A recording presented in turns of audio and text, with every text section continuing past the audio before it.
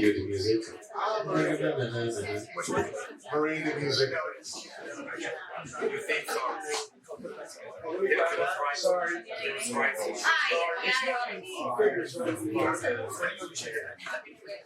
All right, well, we have all of our panelists together, so let's go ahead and start. Go ahead and take a seat, and if anyone's going to be coming in, I'm sure we'll have people trickling in during it.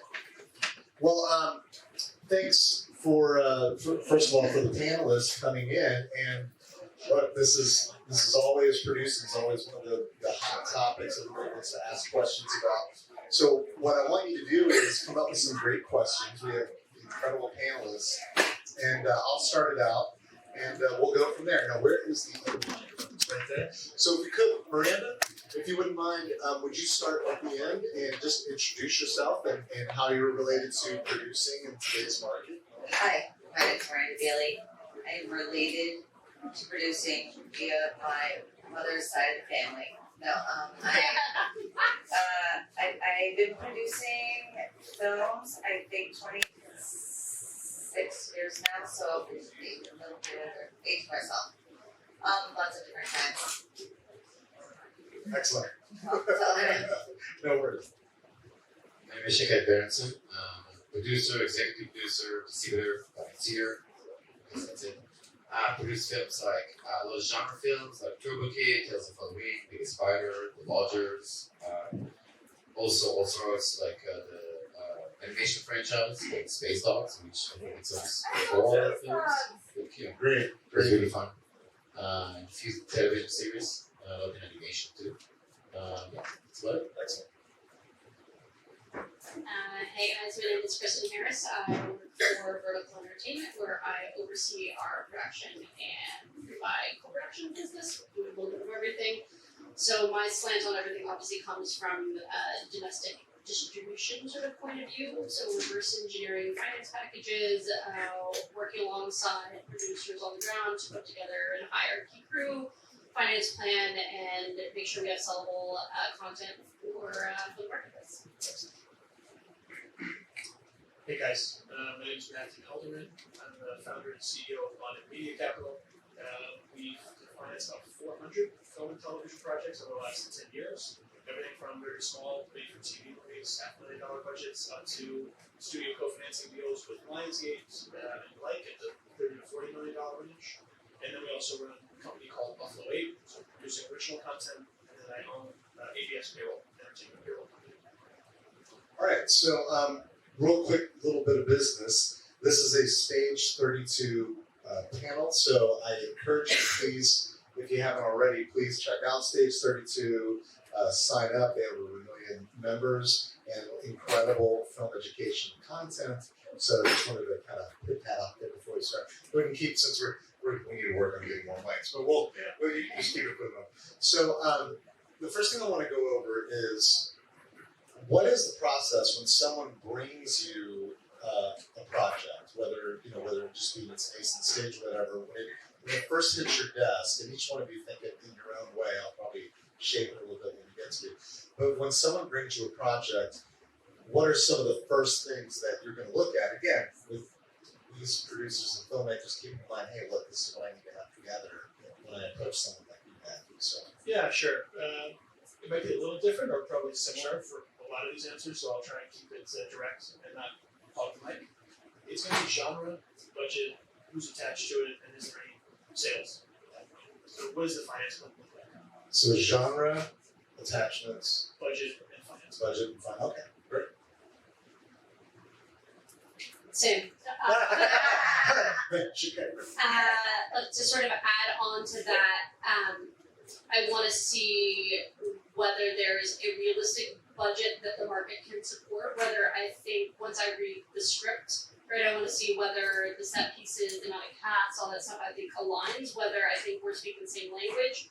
I'm going to start digging into who your key crew and cast are going to be, who's line producing, is there a budget I can look at, have you done a budget, who are some of the key vendors, right, have you looked into VFX houses, have you started bidding things out, and then working alongside producers to figure out what cast can support the budget that we're trying to put together so that we have something that's going to actually work and we can do both domestic and also international sales. So it's really like trying to put together. Can we drill down on the casting for a second? So that always seems like the elusive thing. You said Oh, it's the worst, man. a cast that can support a budget. Is there a nice document that all the majors come together and go, here you go, this month, this is what this actor or actress is. How do you Lies, define- everything changes. Everything Right. changes. People that, it's like Frank Grillo was attached to everything with market last year. And at one point he was super sold name, and it ebbs and flows. So like certain names are going to be really viable, really hot at a certain time.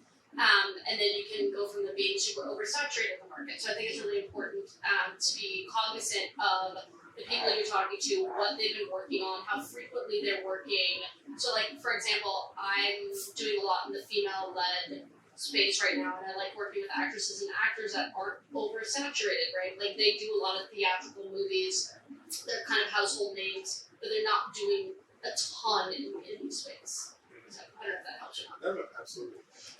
Chicken, because you do so much in animation, I know it's not the only thing you do, but because you do, for the purposes of this, maybe we'll take that approach. Someone approaches you and they say, hey, look, I've got an animated project. No, thank you.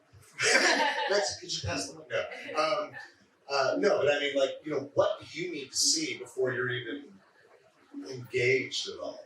So it's kind of interesting, right? Because the question is what you're looking for in somebody who brings you a project. But I think the first question is like, are you looking to get projects, right? So for us, because we're very heavy with the distribution side, and I've been in international sales side for 20 years now. So we really know the market and the clients, and we talk to them, and we really back engineer the project, right? So we talk with Stubi, whatever. It's like, hey, we like action, we like these people right now, and then we go out and seek to make those projects. So it's kind of difficult because you get project and you hope that you're going to fall into one of the things that you know that the market needs at the moment, or this the year from now, or this next to make it.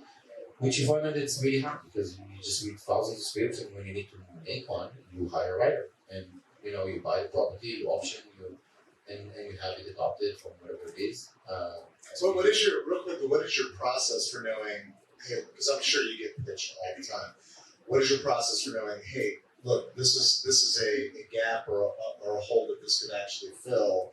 Like, what do you and your team do when you're considering these things, and how do you come to that? So it's a lot of existing relationships, right? So you have lunch with your Netflix contact, and they're like, oh, what's going on? Okay, we close our family department, and observe what they do, and this, what we need. Oh, I need we need YA right now, and this and that, and then you kind of think or about people that you have worked with before in the network, and these people you can reach out and say, like, in that business, like, what do they have you? Or you go to writers that you know, or managers and agents, try to find them. I find there was in South by Southwest 7 years ago.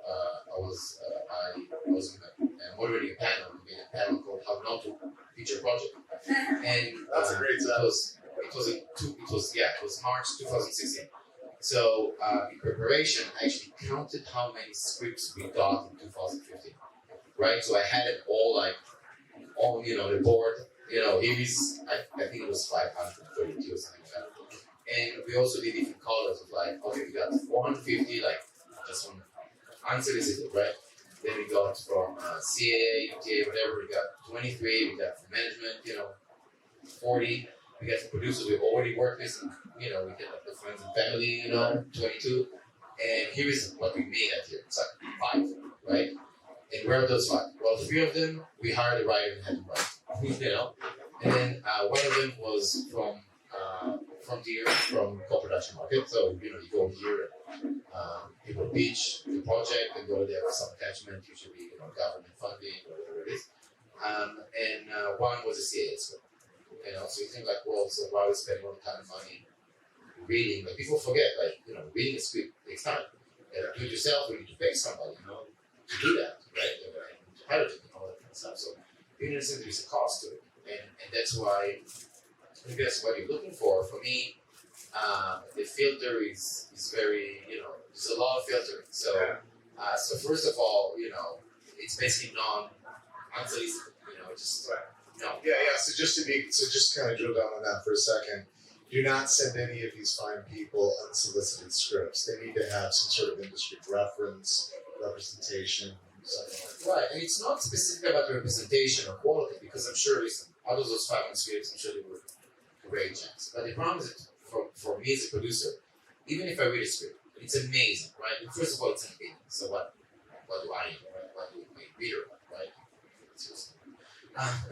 But even if it's a great script, now it's my work. I need to find the director, I need to find the money, I need to find it, I need to find it, and figure out it's like a lot of, it's basically like I need to work now for whatever writer it is, or writer director that submitted it. You know, sometimes there's other baggage, you know, it's like, oh, you know, this person, you know, was directed and, you know, already have my uncle, you know, being the lead. So it's like, why do all of that if you can just pay a writer and, you know what I mean? Like, you can start a process yourself and control it 100%. So there's that, right?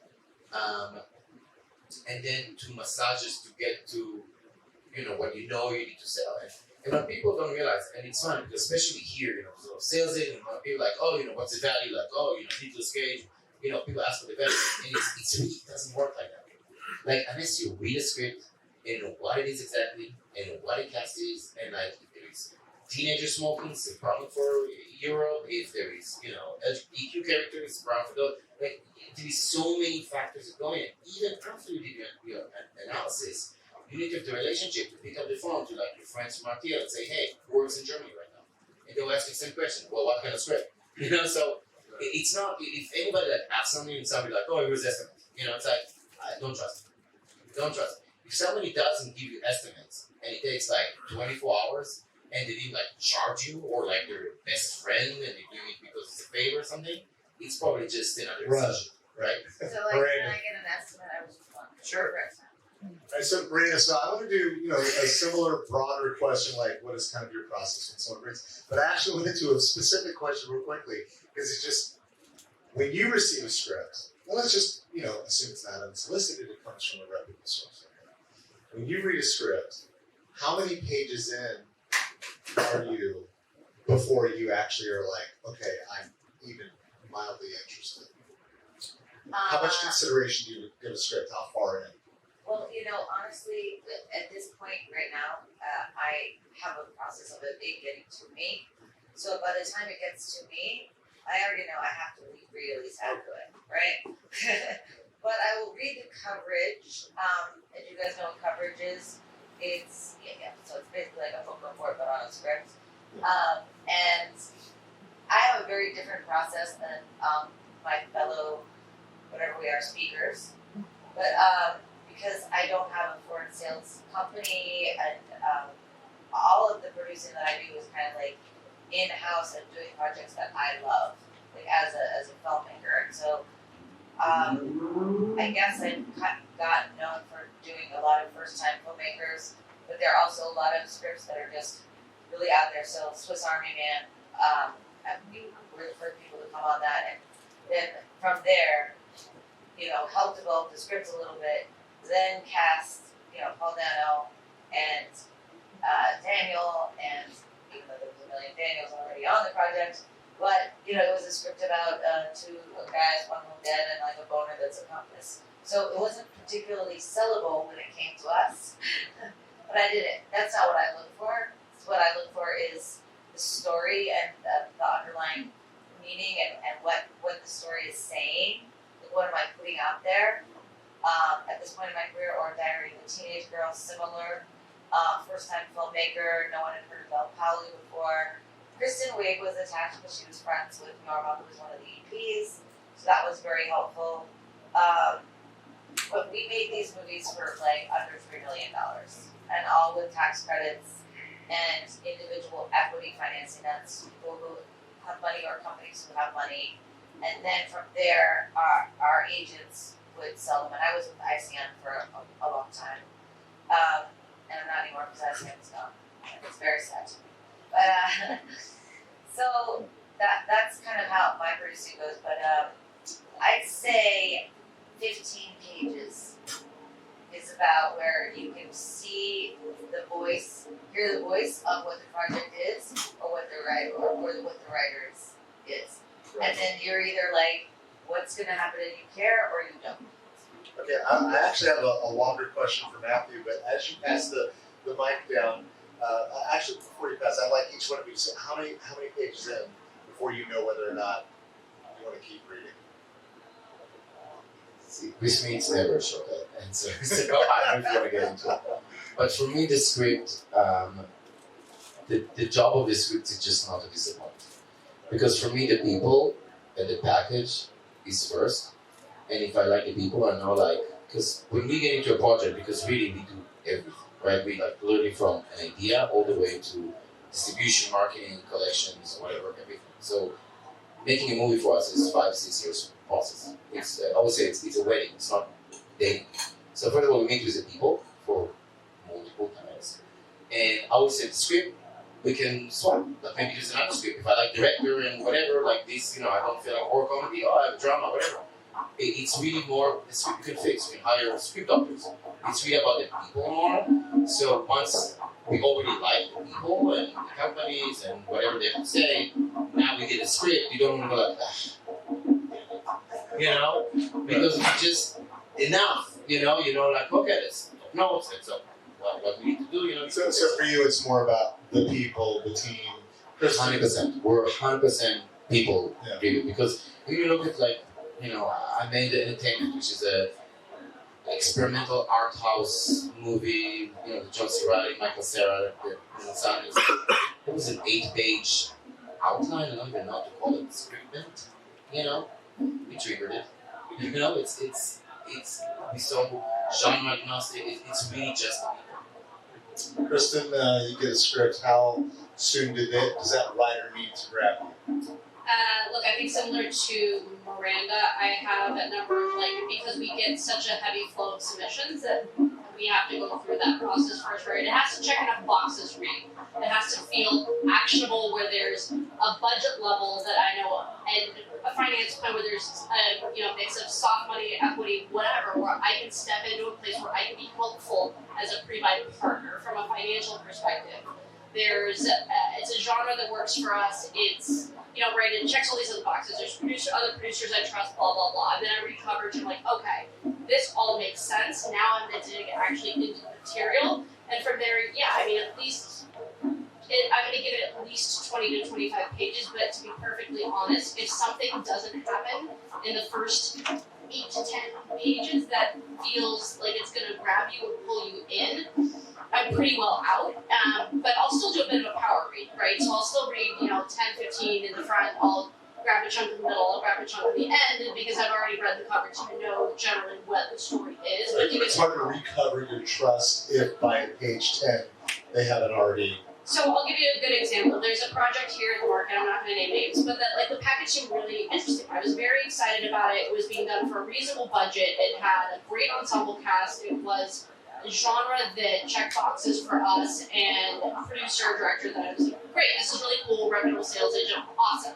super excited. Some people that we know are going to be financing, there's an opportunity for us to come and pre-buy domestic.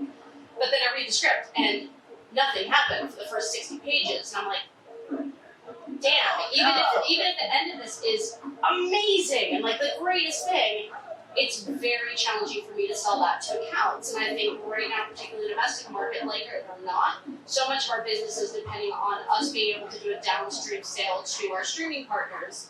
And they care very, very much about their viewer retention rate. And they care very much about pacing. They care very much about enough happening early on. So it's something we're very cognizant of.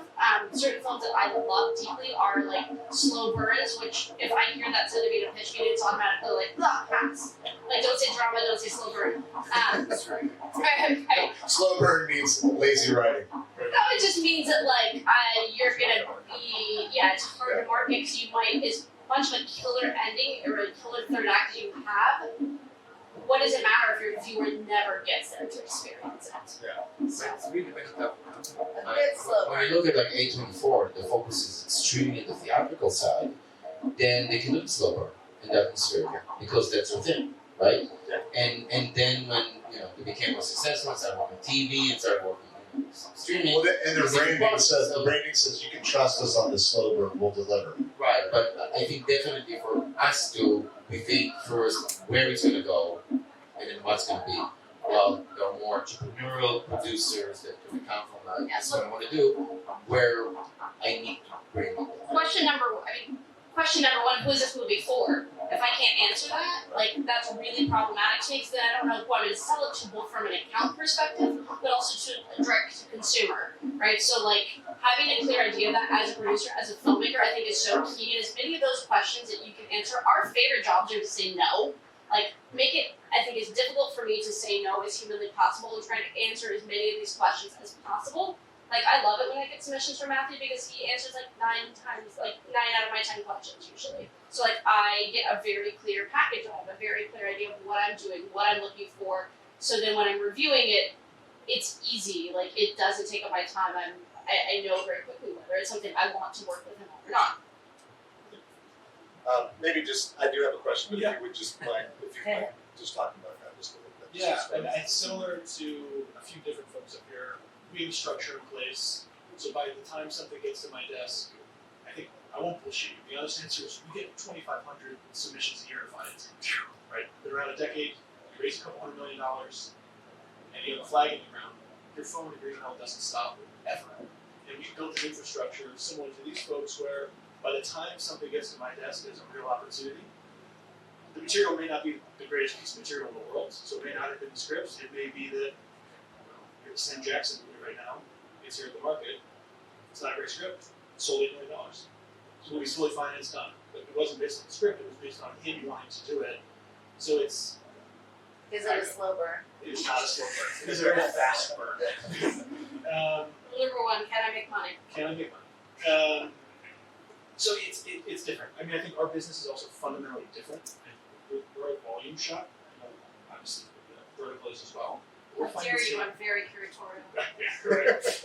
Right. We're financing 40 to 50 movies a year, so it's a very different model with respect to how much is actually into production. And oftentimes something might come to us naked, and we take it to vertical or Lionsgate or Paramount, wherever it's going to fit, and we finance against the end buyer. To Kristin's point of who's this movie for? To us, we have formal and informal output partnerships with distributors that allow us to finance at that volume. They're the folks ultimately that are making the decision on what do they need the scripts to be. It's not really our curation, it's how are they getting the retention with their audience and getting the eyeballs they need. And everyone's more or less chasing the same products, just at different buckets and different budgets. Well, thinking about, this isn't the question, but I'm getting to it. Yeah. But we keep talking about interesting stuff. Talking about curating, so you're doing approximately 50 films a year. As you curate that, I'm just, so do you have like, okay, we're going to do 2 Westerns, we're going to do 7 horror, like, or is it just, we wait, we get the great material, and then if we think it's a great movie, like, how do you judge? It's a mix. There's a real mix right there. Some of the feedback was given that you're ultimately basing it upon what buyers are telling you they want. So I'll use Lionsgate as an example. We have a formal arrangement with Lionsgate. They tell us what they want going into the year, going into the quarter. We finance a lot with them, both at the made-for-TV level and upwards.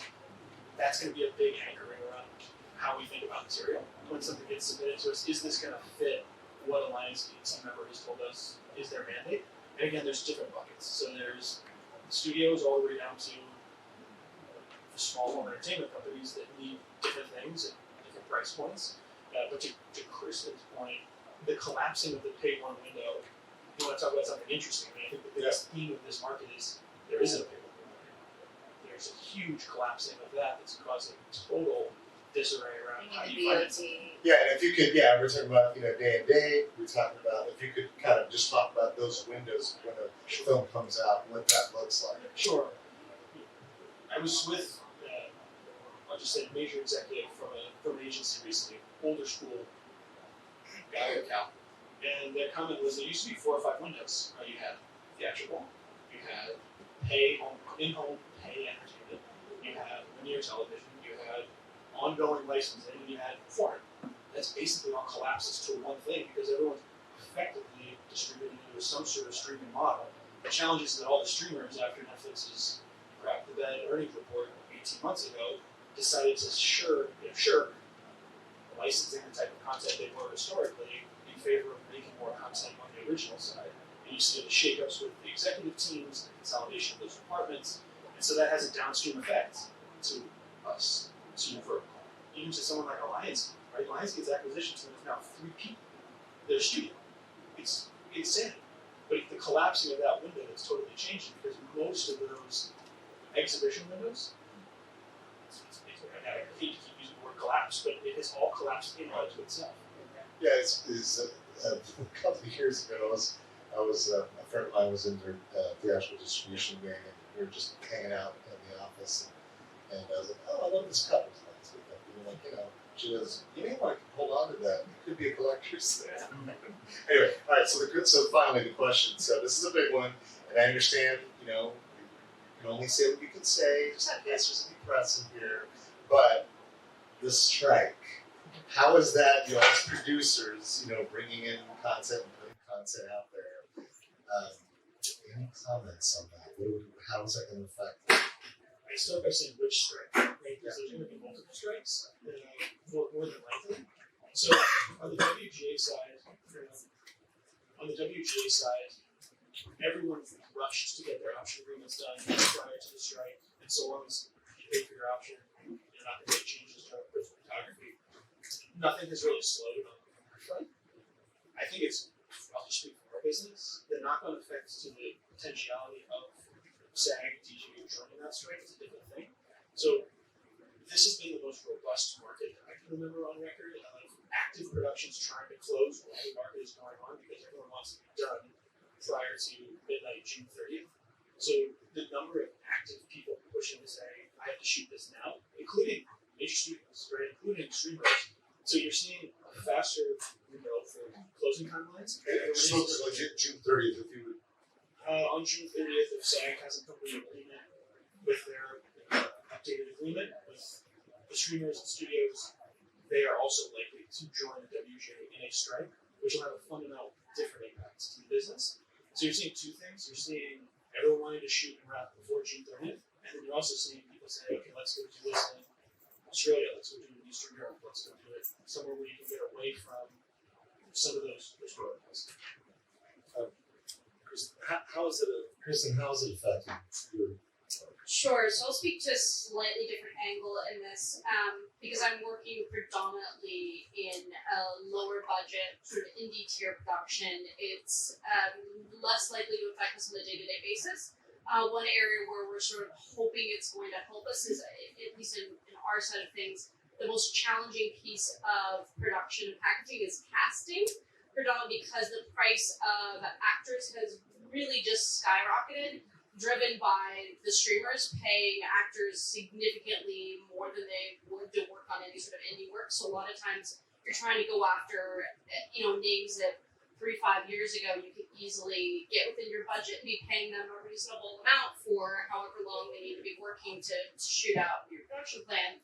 But nowadays more and more we're getting no's because like so-and-so is waiting for the streaming show and they're, so it's just getting a lot harder to get these folks working now suddenly with the strike pending. Yeah, and why do you think they did overpay or at least pay higher? Why do they do that?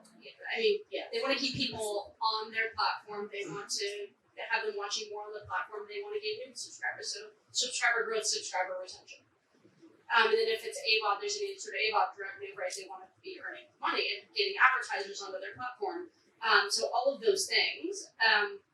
But what I'm seeing, at least now, is everybody scrambling. And so people who are suddenly way out of reach because their quote was way too high, they're suddenly available, willing, want to work, and are looking at indie products again. So, knock on wood, there's several things that we've had sitting around that literally are greenlit pictures the second we get one or two pieces of casting. So, but obviously, to everyone's point, that changes if and when, we get to later in the summer and we have the actors also striking. But I also wanted to go back to the point you were talking about with the models and the windowing.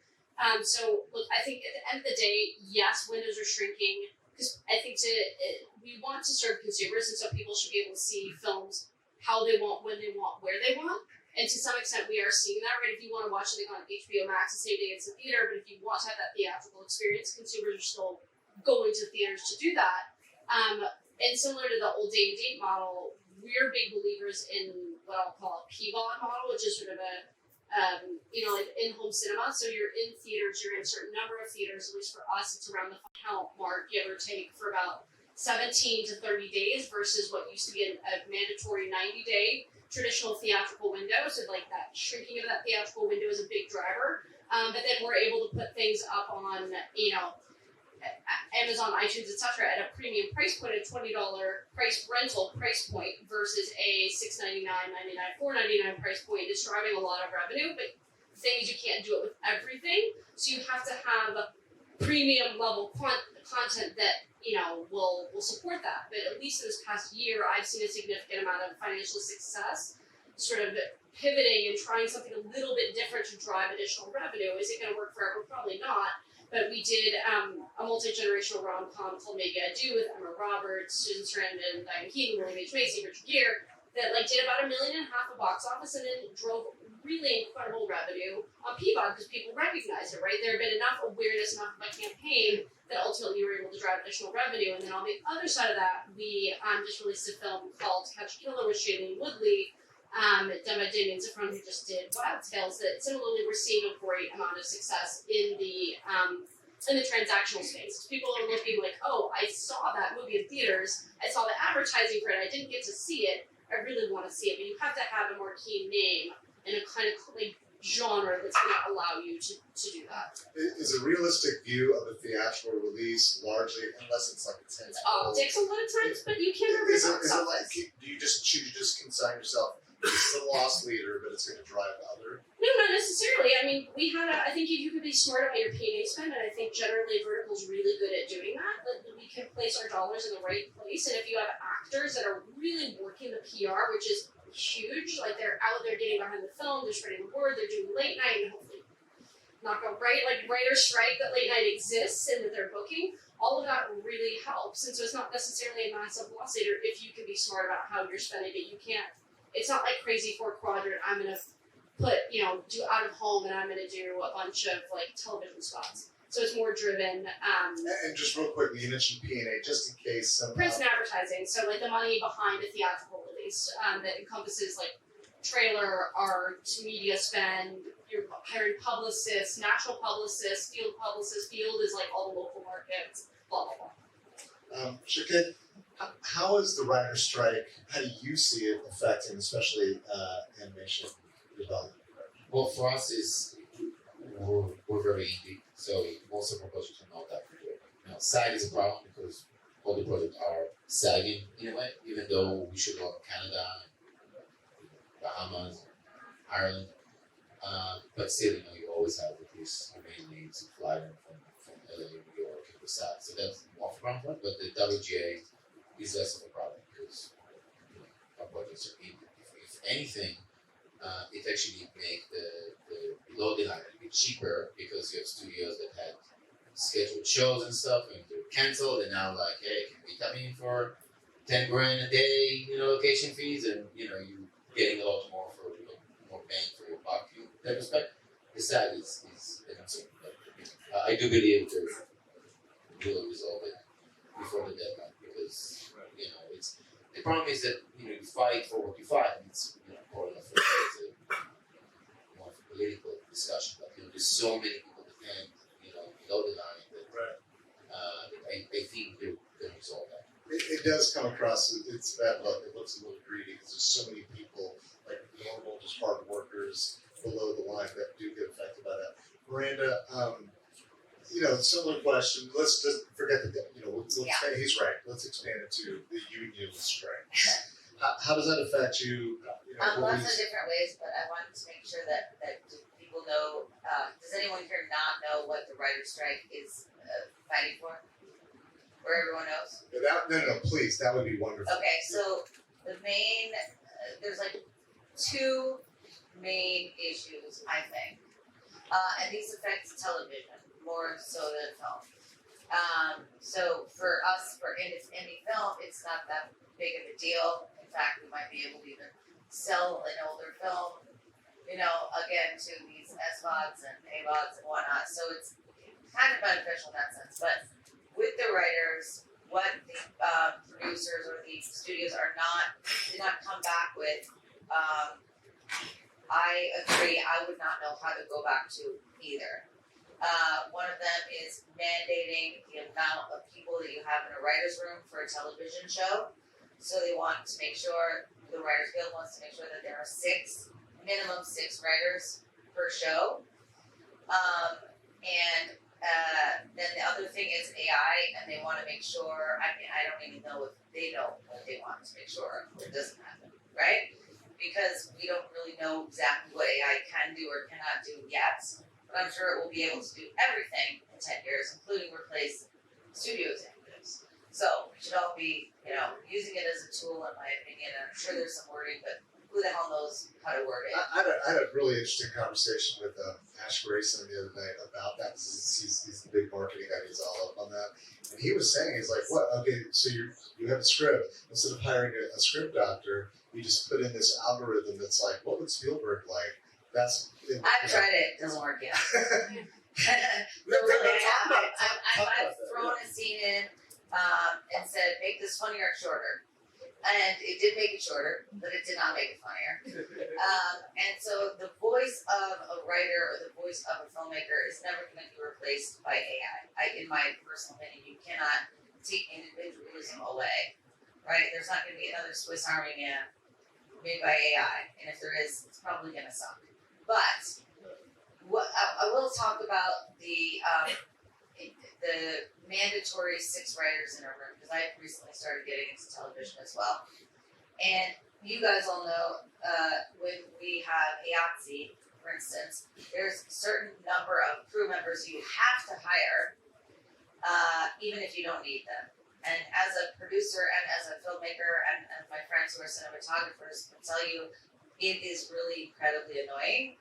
If a cinematographer, for instance, wants to operate his own camera, that's the way he works. That's the creative vision him and the filmmaker or her and the filmmaker have in mind. We still have to hire a camera operator to be on set for 10 to 12 hours a day, who just most of the time will sit around and eat the craft service food. But sometimes you get a great being frank, I had one that was one guy that just did nothing, and then one guy that was like, you need me to do second unit, I brought my own equipment. You'll also have these like really go-getters. But if you force 6, the number 6 specifically, writers in a room, not even thinking about what kind of project it is, I think it's going to affect the quality of the project creatively. Because the showrunner should be able to be supported, I think, if they want 6 writers, they feel that they need 6 writers in a room. But oftentimes, the more voices, the messier something gets. And I also don't think I would want to be a writer in a room that I wasn't wanted in. So I think that there needs to be some sort of kind of give and take there. Though I do understand it has become a bit of an overwhelming situation with the showrunners who, if you're if you're producing a television show, you script phases first, right? So then my job as a producer is to get rid of any of the writers I don't need. I don't want to keep them on payroll because I don't need them, which means they can't go to set, which kind of sucks. But there's so much happening between once the script is done and then you're going to set. So we have to be able to figure out a way to bring them back in where it's not going to financially affect the show, but bring them back in so that when I say cut $1 million out of this episode, it's not just one showrunner that's left doing all that work. So I'm sure that there is a way to negotiate. I just don't think that negotiating is happening. I personally don't think. I do think SAG's going to go on strike. I don't think it will be resolved by the 30th.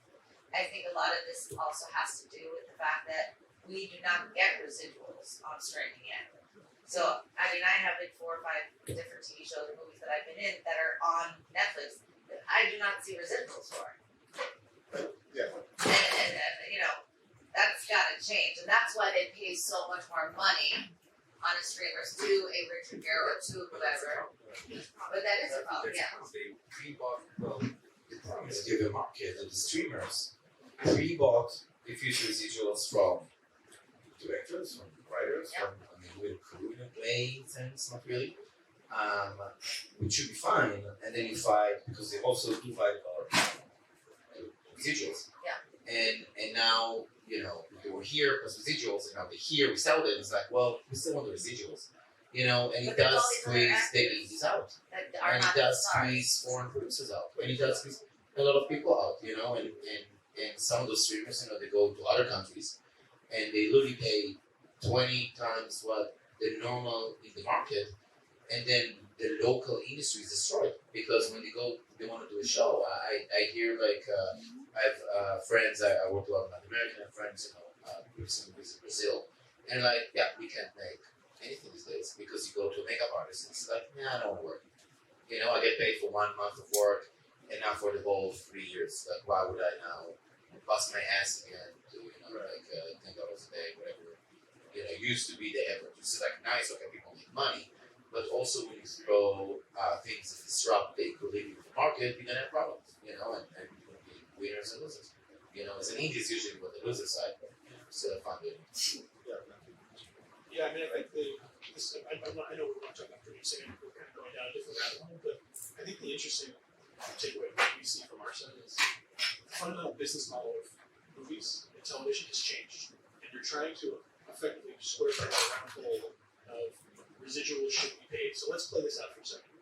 The largest technology companies in the country, in the world, haven't been regulated enough to disclose their data, but a union is going to get Netflix to disclose theirs. All that's going to happen is they're ultimately just going to consolidate it to somebody else. You think Apple or Amazon care about how long the writer's strike happens? Amazon Prime makes more money, not its streaming service. Amazon Prime, its e-commerce shipping to homes, makes more money in one 24-hour period than Amazon Studios makes in a 365-day period. Okay? Apple, those numbers are even more extra. This is not an issue, I totally agree. It's cascading into the independent sector, which is impacting independent producers. This is a data issue and a residual issue. Netflix is not going to share all their information.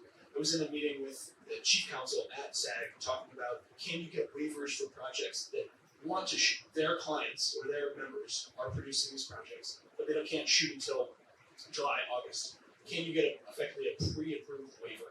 Because even chief counsel at SAG says, and maybe it's just the union line, but they say there's going to be a strike.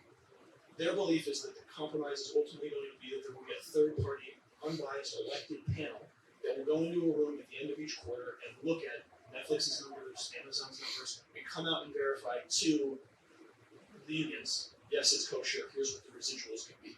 The issue is the fundamental business model doesn't work, right? Netflix is, they're making money now, they lost money for 20 years.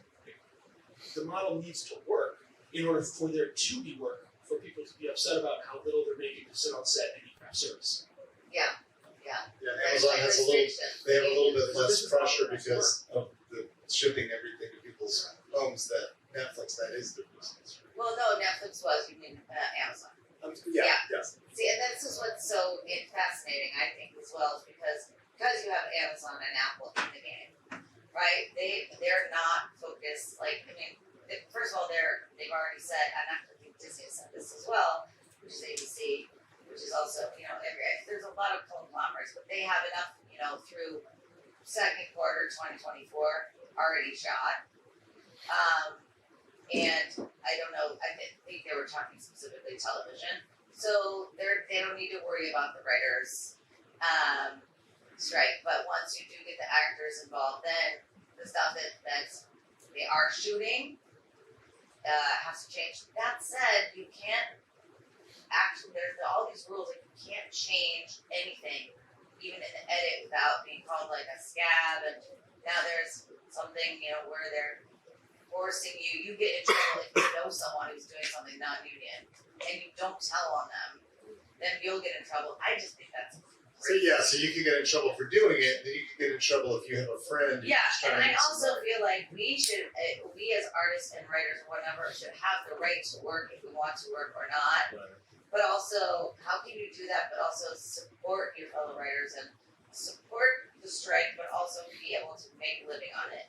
And as producers as well, and I don't know what else to say. Kristin, I felt like you were going to say something. I've Well, just yeah, but you've got something to say. I'll make something up. I mean, look, I think the issue with residuals, right, is it was paid off of, linear television started off with linear television. You're going to schedule a show. I'm paying to, have your show in this window. There's advertising. There's revenue that's coming in and coming out. It's a different model with streaming. And how do you advertise and pay residuals where it's like a linear TV show? You have X number of people watching at this time. This is when it's happening versus streaming where it's on demand all the time. And what do you pay residuals off of? Like, are you paying off of a certain number of minutes watched? Are you paying after a click through? Like, that becomes really challenging to calculate. But that's data and math, and there's a whole it's different. Well, I think actually these days it's a lot easier because you do know what people watch and how much and drop off. It But comes down the to problem is, and again, listen, I've been a board member at the IFTA, the Independent Film and Television Rights, for many years, and I've been advocating for it. The guy. The problem is that we find out that in digital, yes, they come to us, they buy our movies, they're there, they're Netflix, but people watch the same 10 things. So if they actually would pay by view, Topcan is going to get more money, and the Indies are going to get now Netflix needs us because they can't we have 3 shows. They need to have the other 10,000 movies and shows. Right. But most of you guys, most of us, we don't watch them. I need my wife, we felt like watching something, it's like, yeah, we watch Entourage. It's like, it's like, I know it. Like my movies, I have some success, I go to festivals, they're like, yeah, I love to keep, it's a small group. So if I got paid by views, like what's happening with AVOD, imagine if I did that also on the SVOD, it'd be like, pack up and go home, right? Yeah. I think what's interesting is that all things someone said this recently, that in math and science and technology, progress is upward mobility, right? You're constantly evolving. Evolution is upwards, whereas progress in entertainment is cyclical. We are literally just reverting back to bundled cable. John Malone, for those that aren't familiar, probably the smartest person in modern media, came up with the concept of linear cable in a bundled model, and it worked really well. And everyone made I won't swear. Everyone made a lot of money, including them, including the actors, including the ability to pay residuals. Now you want to get out of that model because what happened? Everyone thought subscription growth could go to the moon. That proved not to be accurate. Right? And Netflix took a long time, probably everyone would argue, certainly all their shareholders, to get into the AVOD game. That now is an issue. They launched an ad product. It's growing, but it's growing slowly. And so you have this model right now that can't support residuals the way traditional linear television could. You didn't have to worry about pay per click or pay per view. These broadcasters bought what they knew advertisers would pay to put ads in. That paid for residuals.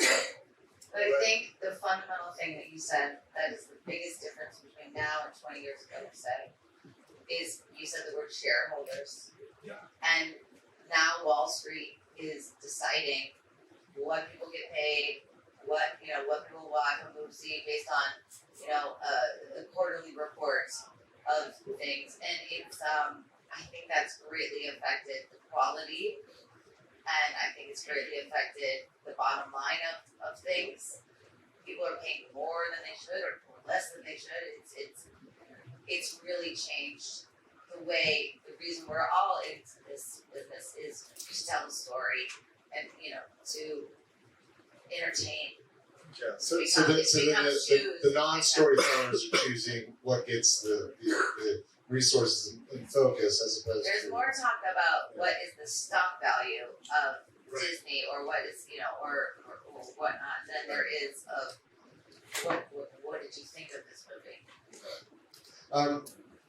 We just have a few minutes left, and it's been so amazing up here. We haven't had a chance to get to you guys. Any questions out there from the audience that they'd like to ask the guys? Yeah.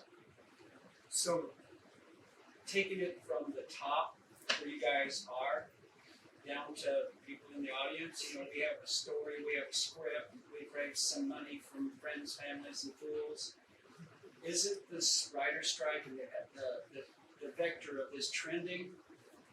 Doesn't that force us to go to Greece or Saudi Arabia or Budapest or Ireland? Because I can't justify 6 writers. I can't justify, if you've only got $500,000 or $1 million or $2 million. I mean, you guys have worked at all these different levels. Look at So- the end of the day, we're scrappy in here. At the end of the day, those of us in independent film, like this is a really tough business. We're a scrappy bunch, and the name of the game is flexibility. So having a plan A, a plan B, a plan C, a plan D, right, at all times, and being able to quickly pivot and execute on what is going to work.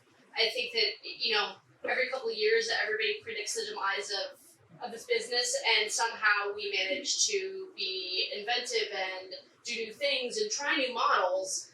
So I think to some extent having that pressure on you forces you to be more creative and figure out what options. Like think about what got made in COVID, guys. You're like, the world is shutting down, but yet cinema is still being made. So yeah, I mean maybe that going overseas to shoot temporarily is the short-term option.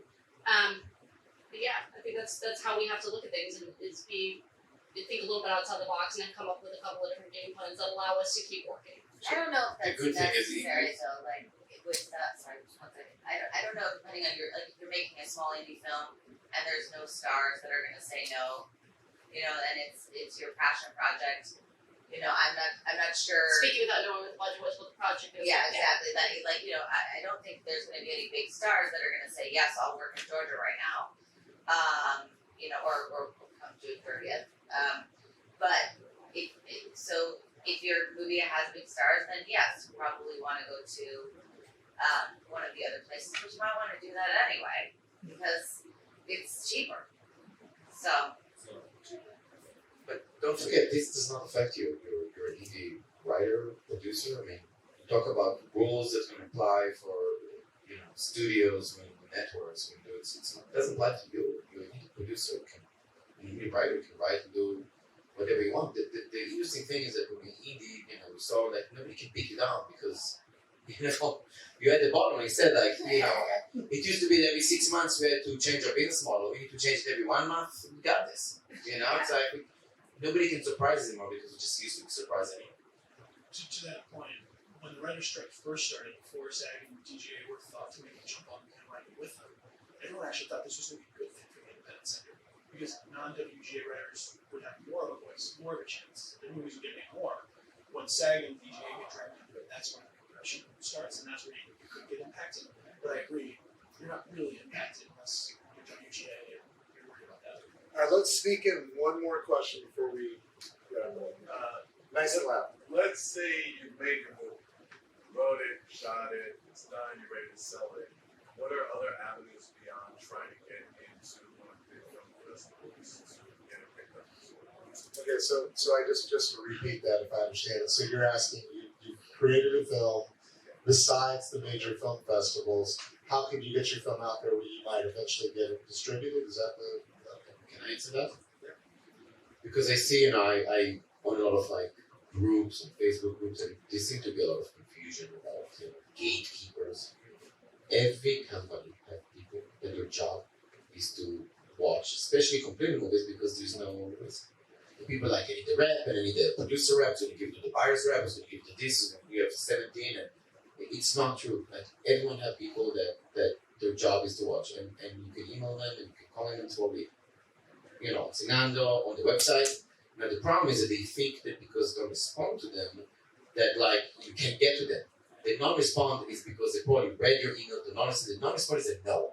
Okay, so if you send your $25,000 zombie movie, whatever, to the Lionsgate, I don't know, film submission at Lionsgate, and nobody got back to it, it's because probably somebody looked at it and it didn't go up, and that's a no. I personally think that email back and say thank you for the submission, it's a no. But most of the business doesn't do it because it ends up being a huge success. They lose their job. So usually it's kind of a business of not saying yes, not saying no, just keep talking, But you don't need agents for that. Everybody, all the offices here, they want to get a link from you. And the last thing I'd like to do is because yeah, I was just about to say. Last thing I'd like to do is because this is a Stage 32 panel. And as we mentioned earlier, they're the leading film education platform and membership. So just hand the mic over, just starting with you, Matthew. If you could just briefly talk about Stage 32 and your experience and interaction.